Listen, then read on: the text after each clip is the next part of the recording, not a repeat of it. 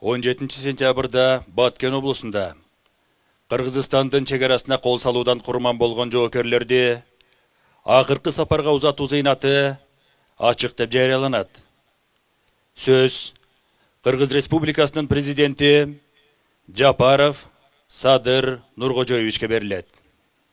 Урматтуу кыргызстандыктар, бүгүн биз кыргыз мамлекеттүүлүгүн сактап, эгемен Кыргызстанды кийинки урпактарга бизге мурас кылып калтырып кеткен ата-бабаларыбыздын сөөгү жаткан ыйык ата бейитте турабыз.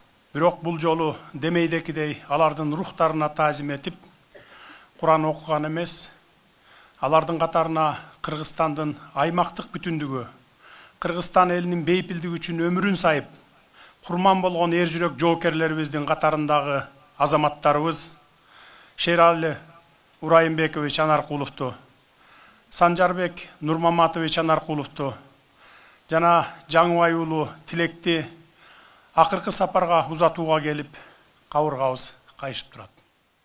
Курман болгон баатыр жоокерлерибиздин ата-энелерине жана ага туугандарына терең кайгыруу менен көңүл айтамын.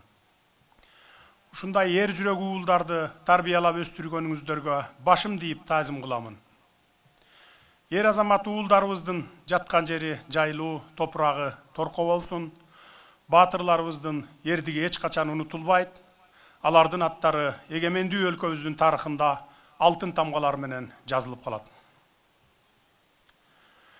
Урматтуу агайын туугандар, бул күндөрдө жалпы кыргызстандыктар, алыс жакында жүргөн мекендештерибиз, баарыбыз баткен жергесине болгон куралдуу кол салуунун, агрессиянын натыйжасында 62 жараныбыздын өмүрү кыйылганына сай сөөгүбүз сыздап турган убагыбыз. Буга чейин эле көйгөй жараткан кыргыз-тажик чегарасын Кыргызстан тарап ар дайым сүйлөшүү жолу менен чечүүгө умтулуп келебиз. Дегеле кыргыз эли эч качан бирөөнүн жерине көз артып, кандай жол менен болсо да басып алайын деген эл эмес. Кыргызстан эли ар дайым калыстыкты туу туткан, акыйкат жолду тандаган, нарк күткөн айкөл эл, бийик эл. Пейлингенен коюп, кучагын жайып, канчалаган элдерди батырган кемеңгер эл. Айкөл Манас атабыз кулаалы таптап куш кылган, курама жыйып, журт кылган эл. Таза ниет менен салам айтып келгендерге сунаарга ашы даяр.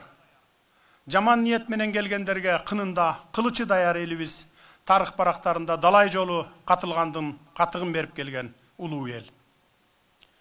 Ал эми кылымдардан бери коңшу жашап келе жаткан тажик элинин башында тургандар чек ара маселесин тынчтык жолу менен чечүүнүн ордуна алдын ала чагымчыл план түзүп, бир эле учурда бир нече жерден чабуул жасап, маселени агрессия жолу менен чечип, жерлерин басып эле алабыз деген арам ой менен Кыргызстанга кол салышты. Ал тургай чек арадан алыс жайгашкан облустун жүрөгү Баткен шаарындагы реактивдүү куралдар менен аткылашты. Өрүк зарылуу Баткен жергебизге бүлүк салды, бейпил жаткан элибиздин башына караң күн түштү. 100 миңдеген элибиз туруктуу конушунан козголуп, кооптуу аймактарга кетүүгө аргасыз болду.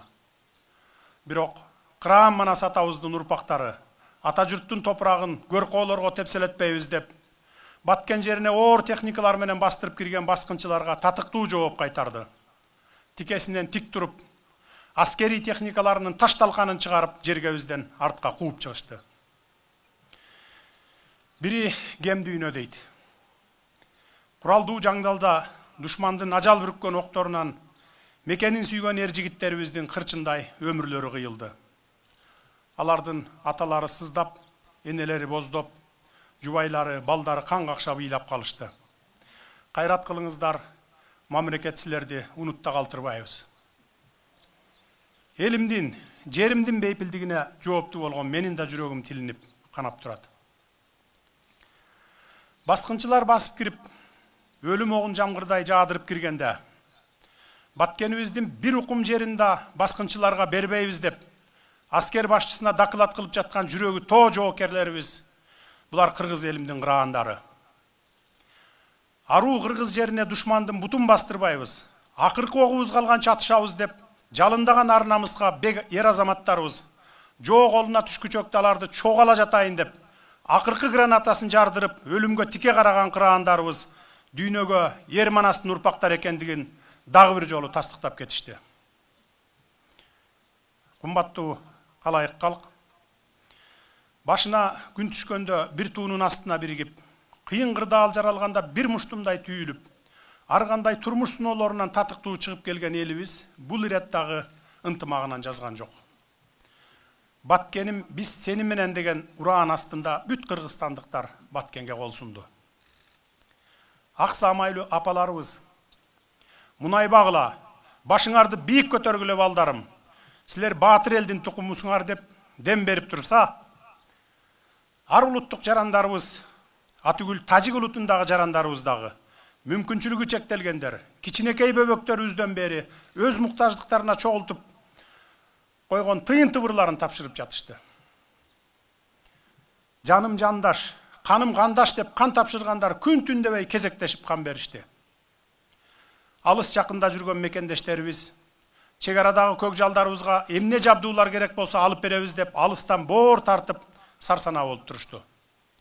Мына ушундай биримдиги бекем, ынтымагы чын кыргызстандыктарымдын улуу салтынан, улуу наркынан айлансак болот. Барыңыздарга рахмат айтамын. Мындай урагыс биримдиги турганда Кыргызстан элин эч ким жеңе албайт.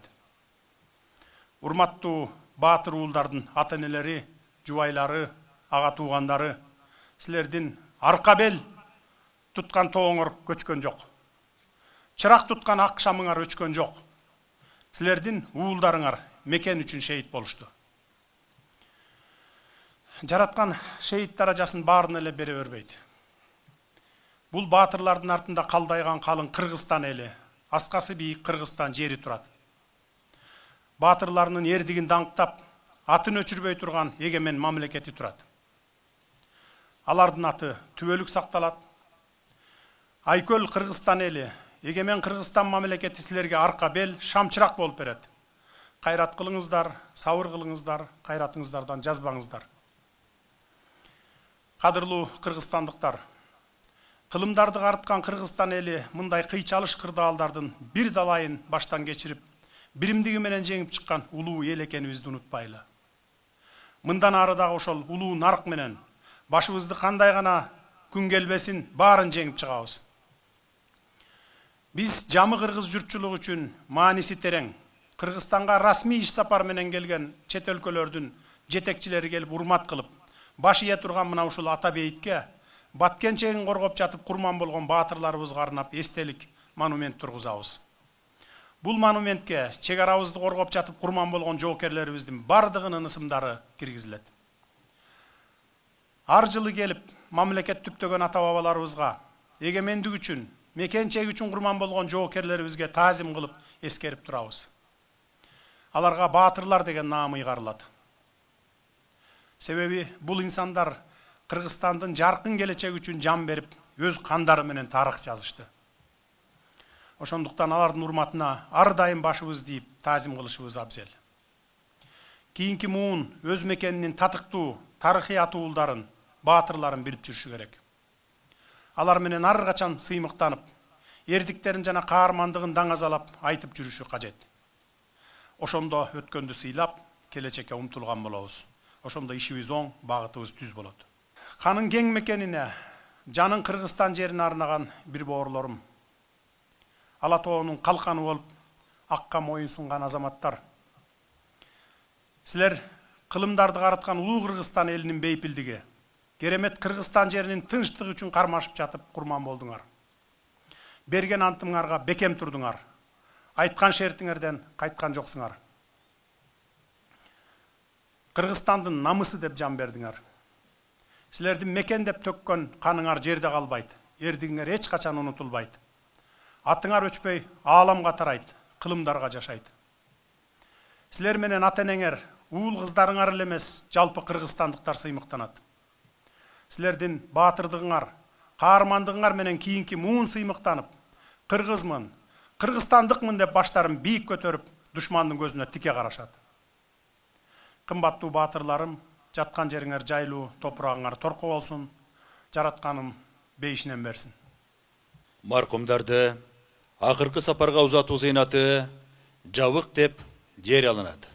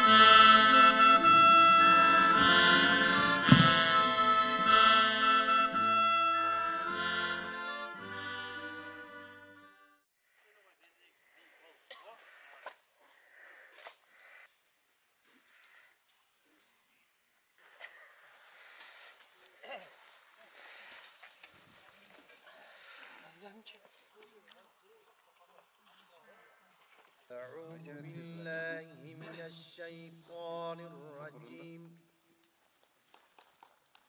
بسم الله الرحمن الرحيم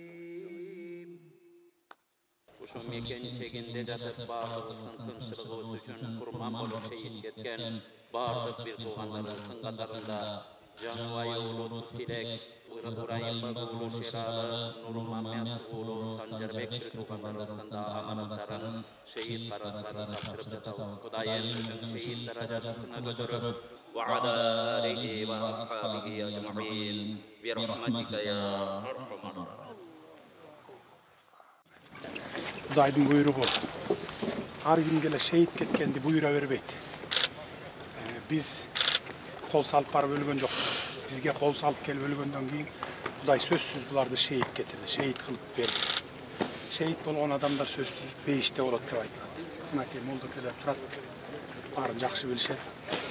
Кудайым бизге да бейиштен орун берген болсо, ушул уулдарыбыз менен бейиштен барып жолугушабыз. Бейишинен берсин, сөзсүз бейишке чыгат. Эч капа болбогула, кайрат кылгыла. Manar Kulup, Şerali Urayım. Siz köyük geldiniz. Sancar Bek.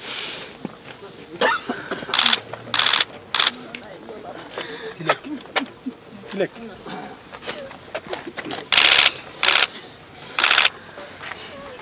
Bilavanızda hayrat kılıgılar. Boğru bütün hiç kim yok. Barımızın boğrumuz bütün emez. Hayrat kılыңızlar. Beyisine norm versin.